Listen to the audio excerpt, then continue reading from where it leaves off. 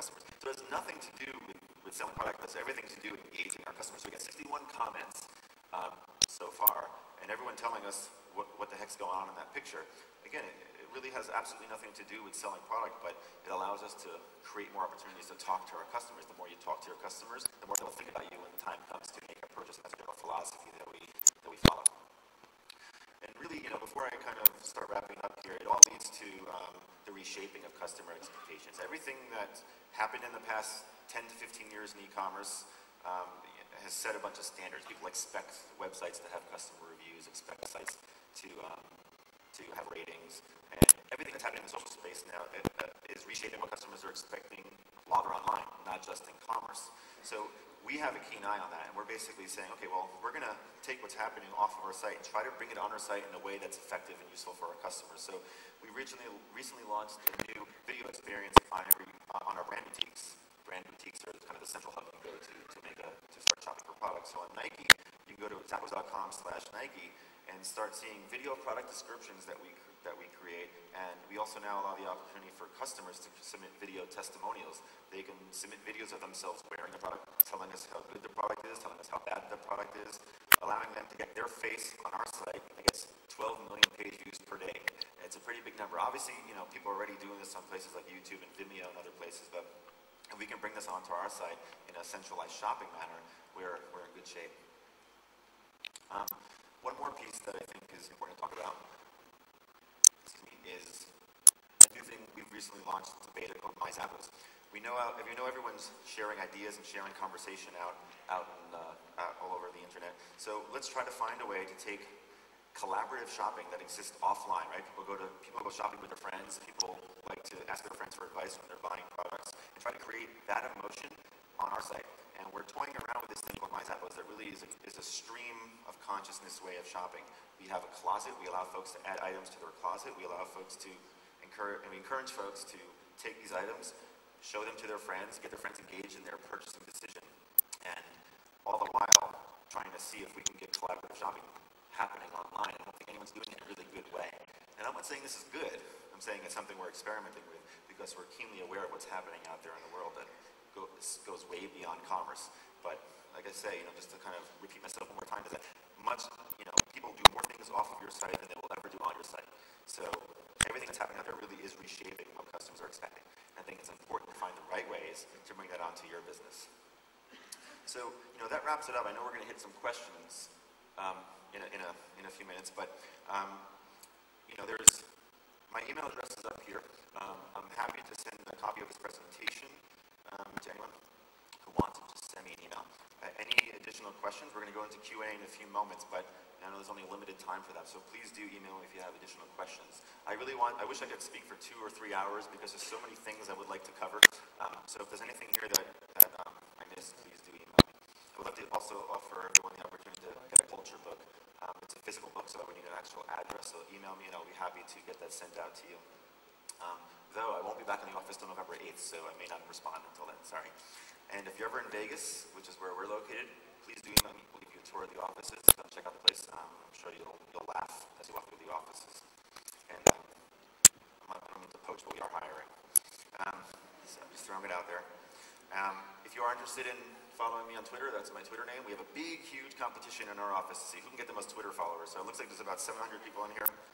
I could really be bumped up a few notches. I can pat myself in the back, and it'll be wonderful. So I guess we'll open it up to questions now, and go from there. But thank you.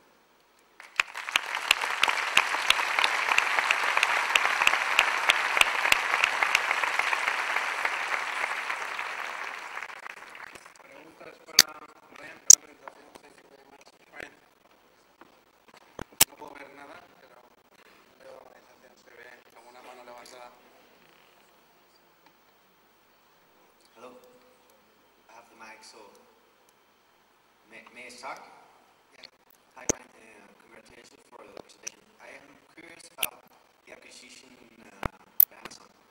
I guess that there are a lot of synergies behind the scenes in logistics or operational and in customer service, but interested in the future, do you see any cooperation in the website actually? I mean, you're expanding the range of products that you sell, and at some point you're going to sell the same products that they sell.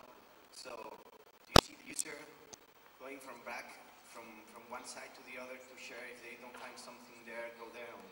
How do you see that in the future?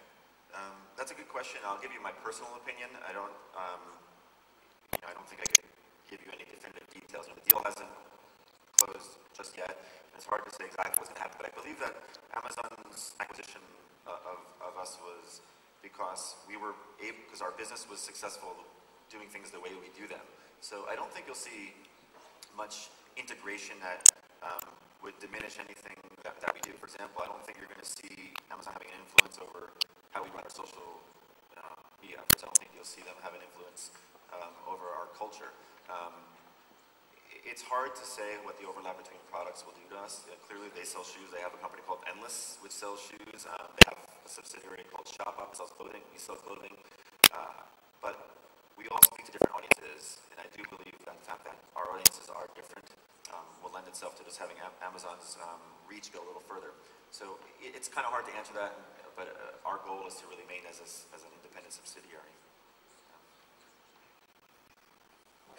Por cierto, no sé si con este ponente o con otros ponentes vamos a recibir preguntas vía Twitter.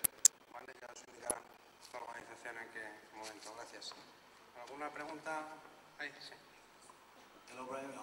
Congratulations on your presentation. I would be interested in the Zappos position of using any other customer service tools based on technology. I mean, using IRs or virtual agents. There's a debate about, okay, if you use a customer websites, there's some closer contact with the users, but they're using some, self-service technology. Obviously, the user experience is worse. So is that Zappos position on that? Well, when it comes to like CRM tools, our CRM tools are all built in-house currently. We know there's a lot of stuff happening out there, additional tools and additional services. We're keen on a company called Get Satisfaction, and they do a lot of they create a lot of free feedback tools for websites out there. They have enterprise technology as well. So we use them to help kind of build self-serving customer communities on our site.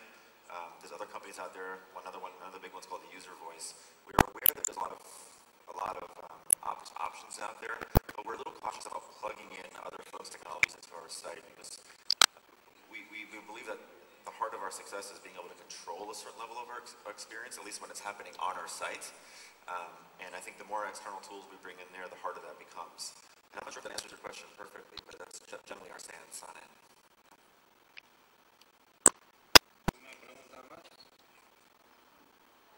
Up top there. There's a question up there. Cool. Thanks a lot for your presentation. It's been great. What a great example of success for Zappos. I just have a very specific question.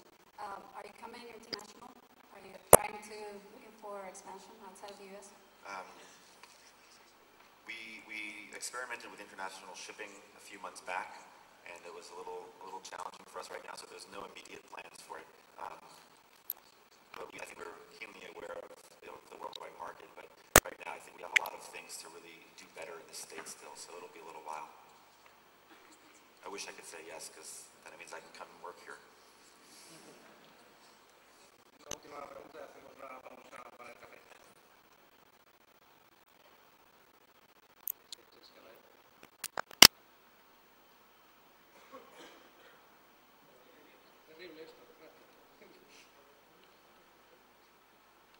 Hi, Brian.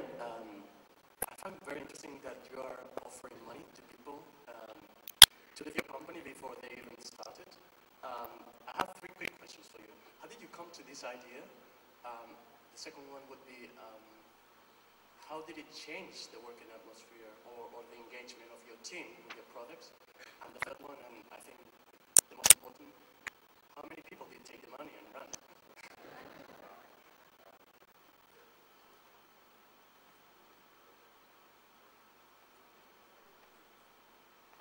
Okay, this is better.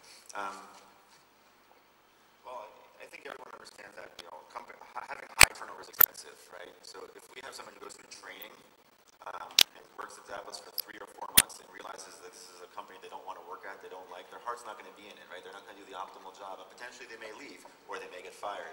And you've spent 4 weeks training them, 3 months paying them, doing maybe not the best work possible, then you have to spend all that time training a new employee to hire into that spot, and that's expensive. And I don't have the numbers in front of me, but I know it's a lot of money.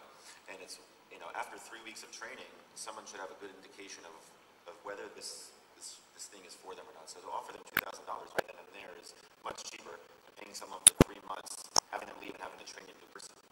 How did it come about? Simply because there was a lot of people leaving after 3 months, and it just seemed like a logical thing to do. It started off at $500, moved up to